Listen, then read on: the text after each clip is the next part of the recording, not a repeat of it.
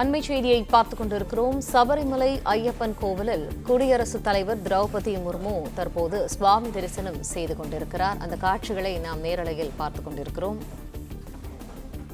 சபரிமலை ஐயப்பன் கோவிலில் தரிசனம் செய்வதற்காக அவர் கேரளா வந்திருக்கக்கூடிய சூழ்நிலையில் தற்போது ஐயப்பன் கோவிலில் அவர் தரிசனம் மேற்கொள்வதற்காக தயாராகி வருகிறார்.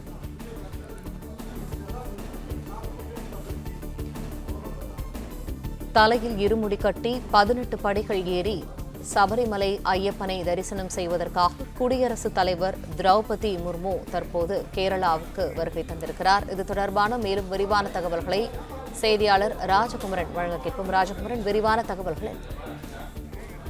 குடியரசுத் தலைவர் திரௌபதி முர்மு தற்பொழுது கேரள மாநிலத்தில் சபரிமலையிலே சுவாமி தரிசனம் செய்து வருகின்றார். கருப்பு உடை அணிந்து சபரிமலைக்கு வழக்கமாக பக்தர்கள் செல்லக்கூடிய அதே உடையுடன் குடியரசுத் தலைவர் அவர்கள் 18 படிகளை இருமுடியுடன் ஏறி சென்று தற்பொழுது சபரிமலை ஐயப்பன் கோவில் கருவறை முன்பாக தரிசனம் மேற்கொண்டு வருகின்றார். சபரிமலையை பொறுத்தவரை அந்த 18 படிகளை ஏறி செல்லக்கூடியவர்கள் இருமுடி சுமந்து செல்வது தேவஸ்தானத்தினுடைய அதிகாரப்பூர்வ ஒரு விதியாக இருக்கக்கூடிய சூழ்நிலையில்தான் பாதுகாப்பு படை அதிகாரிகளும் கூட குடியரசுத் தலைவரோடு இருமுடியை சுமந்தபடி 18 படிகள் ஏறி சென்று தற்பொழுது சுவாமி தரிசனம் செய்திருக்கின்றார்கள். சபரிமலை ஐயப்பன் கோவிலில் குடியரசுத் தலைவர் ஒருவர் இருமுடி சுமந்து சென்று சாமி தரிசனம் செய்வது இதுதான் முதல் முறை.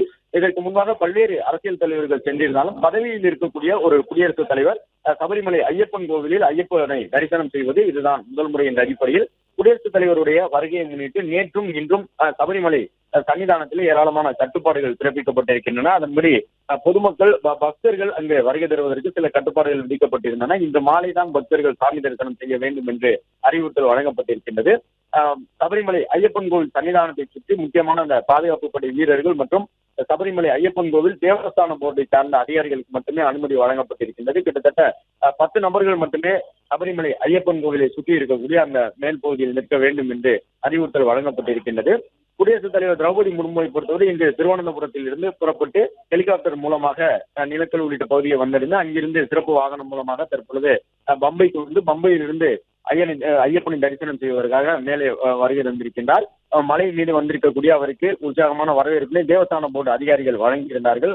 சபரிமலை ஐயப்பன் கோவிலுக்கு வரக்கூடிய முக்கிய விருந்தினர்களுக்கு வழங்கக்கூடிய அந்த வழக்கமான பாரம்பரிய வரவேற்பு குடியரசுத் தலைவர் திரௌபதி முர்மு அவர்களுக்கும் வழங்கப்பட்டது. அதன் தொடர்ச்சியாக 18ஆம் படிக்கு கீழே இருந்த தேங்காய் உடைக்கக்கூடிய பகுதியிலே தேங்காய் உடைத்து வழிபாடு நடத்தி முடித்த பிறகு இருமுடியை சுமந்தபடி குடியரசுத் தலைவர் அவர்கள் 18 படிகளை ஒவ்வொன்றாக ஏறி கடந்து தற்பொழுது ஐயனுடைய சன்னதி இருக்கக்கூடிய அந்த பகுதியில் வலம் வரக்கூடிய அந்த காட்சிகளை பார்க்கின்றோம். குடியரசுத் தலைவரோடு சேர்த்து 18ஆம் படியில் ஏறி சென்ற அவருடைய பாதுகாவலர்களும் கூட பயபக்தியோடு அந்த இருமுடியை சுமந்து குடியரசுத் தலைவர் உடன் ஏறி சென்று வழிபாடு நடத்தி இருக்கின்றார்கள். பக்தர்கள் இன்று மாலை வழிபாடு நடத்துவதற்கு அனுமதி வழங்கப்பட்டிருக்கின்றது. இன்று காலை முதல் மாலை வரை குடியரசுத் தலைவருடைய வருகையை முன்னிட்டு ஏராளமான பாதுகாப்பு ஏற்பாடுகள் செய்யப்பட்டிருக்கின்றன. அதன்படி பக்தர்களுக்கு அனுமதி வழங்கப்படவில்லை. இருமுடி கட்டு 18 படிகளை ஏறி சென்று தற்பொழுது குடியரசுத் தலைவர் திரௌபதி முர்மு சாமி தரிசனம் செய்திருக்கக்கூடிய சூழலில் நாளை மற்றும் நாளை மறுநாள் பல்வேறு அரசு நிகழ்ச்சிகளிலும் கேரள மாநிலத்தில் அவர் பங்கேற்க இருக்கின்றார். சிலை திறப்பு உள்ளிட்ட அரசு சார்ந்த நிகழ்ச்சிகளிலே குடியரசுத் தலைவர் பங்கேற்க இருக்கின்றார்.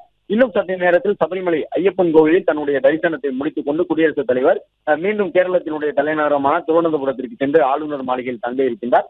குடியரசுத் தலைவர் வருகை தந்ததை முன்னிட்டு பாதுகாப்பு ஏற்பாடுகள் பலப்படுத்தப்பட்டிருக்கின்றன. பம்பை முதலே அங்கு இருக்கக்கூடிய அந்த வனப்பகுதிகளிலே ஏராளமான பாதுகாவலர்கள் நிறுத்தப்பட்டிருந்தார்கள். மேலும் குடியரசுத் தலைவரோடு எப்பொழுதுமே மெய்க்காவலர்களாக வரக்கூடிய. நன்றி ராஜகுமரன், விரிவான தகவல்களுக்கு. பிளே ஸ்டோர் மற்றும் ஆப் ஸ்டோரில் இருந்து பாலிமர் செயலியை QR கோடு மூலம் பதிவிறக்கம் செய்யுங்கள்.